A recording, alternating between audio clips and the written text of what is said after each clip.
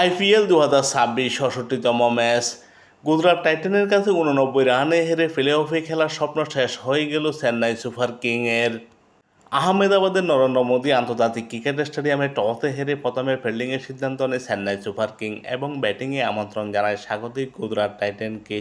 টসে হেরে প্রথমে ব্যাটিং করে গুজরাট টাইটান নির্দিষ্ট 20 ওভারে 4 উইকেট হারিয়ে 229 রান সংগ্রহ করে।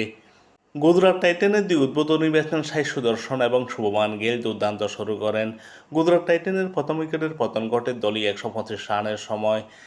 শুভমান গিল ব্যক্তিগত 66 রান করে প্যাভিলিয়নে ফেরেন। তিনি 37 বল মোকাবেলা করেন।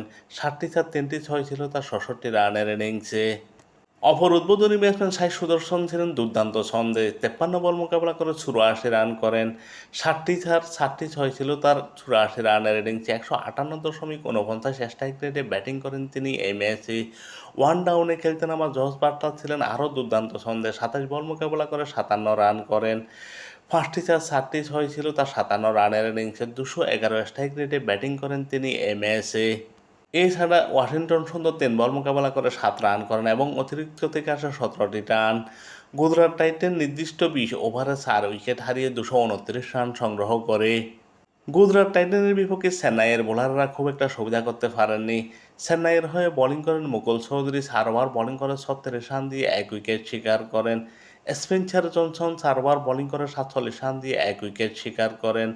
আনসুল কাম্বো 4 ওভার বোলিং করে 36 রান দিয়ে 1 উইকেট শিকার করেন। নূর আহমেদ 3 ওভার বোলিং করে 41 রান দিয়ে উইকেট শূন্য থাকেন। এছাড়া শিবম দুবে 1 ওভার বোলিং করে 15 রান দিয়ে উইকেট শূন্য থাকেন।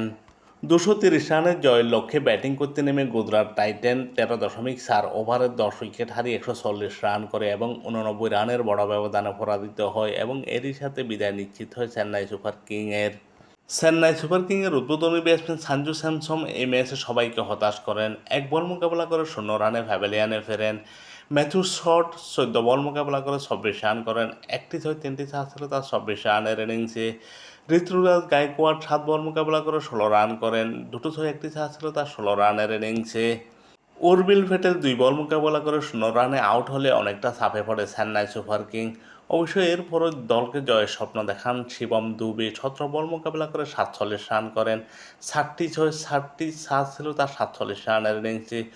276.47 স্ট্রাইক রেটে ব্যাটিং করেন তিনি এই ম্যাচে।